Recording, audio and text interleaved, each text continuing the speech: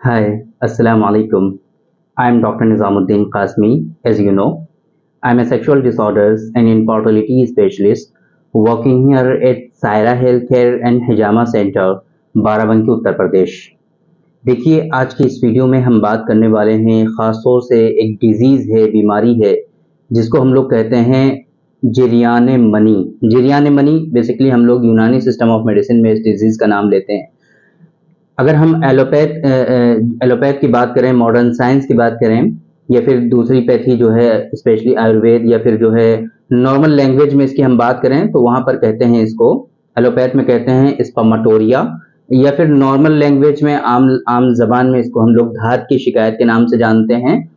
या फिर जो है धात की शिकायत जो होती है, ये क्यों होती है ना? धात की शिकायत क्या होती है? जिरियाने मनी, स्पर्मेटोरिया, है ना? धात की शिकायत, धातु रोग जिसे कहते हैं, ये क्यों होता है? इसके पीछे के कारण, असबाब, ये सारी चीजें तो हमने बहुत मर्तबा डिस्कस की हुई हैं आप लोगों से, तो उसको तो रिपीट नहीं करेंगे।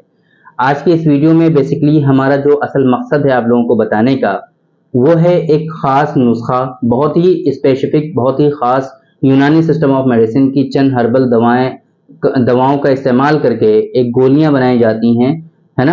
उन गोलियों का इस्तेमाल खास तौर से इस डिजीज में बहुत ही ज़्यादा फायदेमंद साबित होता है।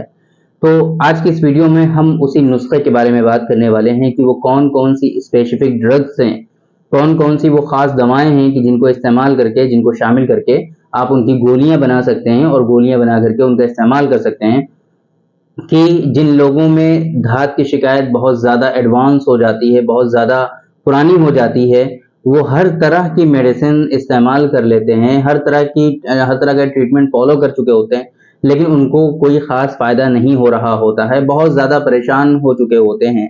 स्पेशली ये जो धात की शिकायत होती है, जिरियाने मनी की जो शिकायत होती है, या स्पर्मेटोरिया का जो प्रॉब्लम होता है, इसकी वजह से आदमी बहुत ज़्यादा डिप्रेशन का शिकार हो जाता है, बहुत ज़्यादा उसकी बॉडी वीक हो जाती है, इंटरनली वीकनेसेस बहुत ज़्यादा आ जाती हैं उसके अंदर, और ख़ास तौर से सेक्सुअल डिबिलिटीज़ उसके अंदर बहुत ज़्यादा हो जाती है। सोचने समझने की सलाहियत, गौर व फिक्र करने की सलाहियत, उसकी जो मेमोरी होती है वो बहुत ज़्यादा वीक हो जाती है ना? हाफ़िज़ा उसका बहुत ज़्यादा कमज़ोर हो जाता है, और इन तमाम सूरतों से क्या होता है कि उसकी सेक्सुअल लाइफ और उसकी जो है सोशल लाइफ और उसकी पर्सनल लाइफ बिल्कुल बर्बाद हो जाती है।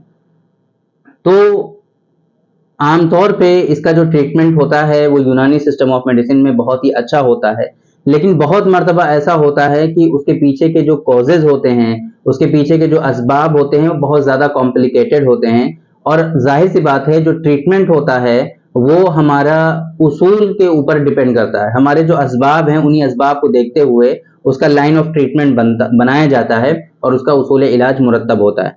लेकिन बहुत मर्तबा ऐसा होता है कि जब हम उस लाइन ऑफ ट्रीटमेंट को फॉलो कर रहे होते हैं, जब हम उसूल इलाज को फॉलो कर रहे होते हैं, तो बीच में कुछ ना कुछ पेशेंट की तरफ से कोताहियां देखने को मिलती हैं, बीच में कुछ ना कुछ जो है उसकी तरफ से गलतियां सरजद हो जाती हैं, जिसकी वजह से वो लाइन ऑफ ट्रीटमेंट कंप्लीट नहीं हो पाता है, और वो असबाब जो थे उसके डिजीज के, वो फिर से वो डेवलप होते रहते हैं।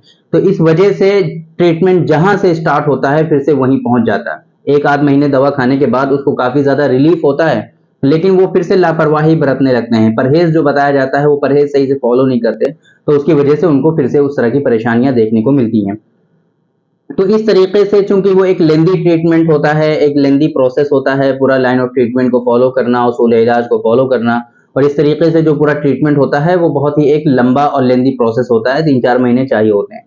तो आम तौर पे जब इस तरह की परेशानियां होती हैं ऐसे पेशेंट में, तो वो बहुत ज्यादा परेशान हो जाता है, बहुत ज्यादा उसके अंदर घबराहट, बेचैनी का शिकार हो जाता है वो, और उसकी कुछ समझ में नहीं आता है फिर क्या किया जाए। तो ऐसे लोगों के लिए आज की इस वीडियो में हम डिस्कस करने वाले हैं कुछ हर्बल दवाओं के बारे में, कुछ सिंगल ड्रग्स के बारे में कि जिनको आप पाउडर की फॉर्म में बना करके उनकी गोलियां बना लेंगे, तो पुराना से पुराना जो धात है आपका, जो जिरियान की शिकायत है, जो स्पर्मेटोरिया है, जिरियाने मनी है, ये आपकी चंद ही दिनों में आपकी सही हो सकती है। विद इन वीक आपको अच्छा खासा इससे आराम मिल सकता है।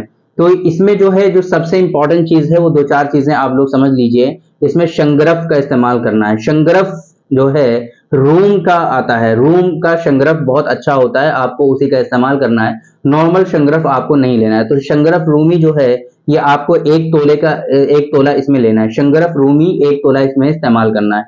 मगज़े बादाम, बादाम की जो गिरी होती है उसका वो लेना है आपको 5 तोला, है ना। मगज़े बादाम 5 तोला इसमें इस्तेमाल करना है। और आरद खोरमा जो है वो भी आपको 5 तोला इसमें इस्तेमाल करना है। एक चीज है इसमें इंग्रेडिएंट काफी जो हो सकता है कि आजकल इतनी आसानी से अवेलेबल ना हो, वो है अफ्यून।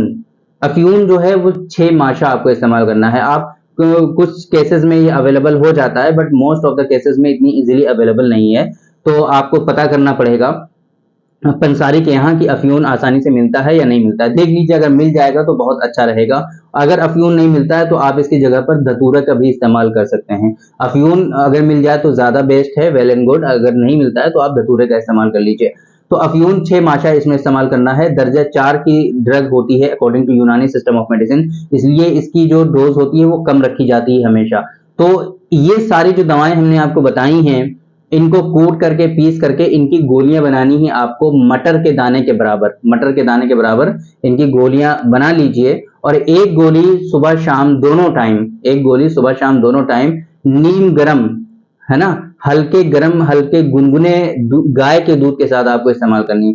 हल्के गुनगुने गाय के दूध के साथ आपको एक गोली सुबह और एक गोली शाम दोनों वक्त आपको इस्तेमाल करनी है। इसके इस्तेमाल करने से अब होगा क्या?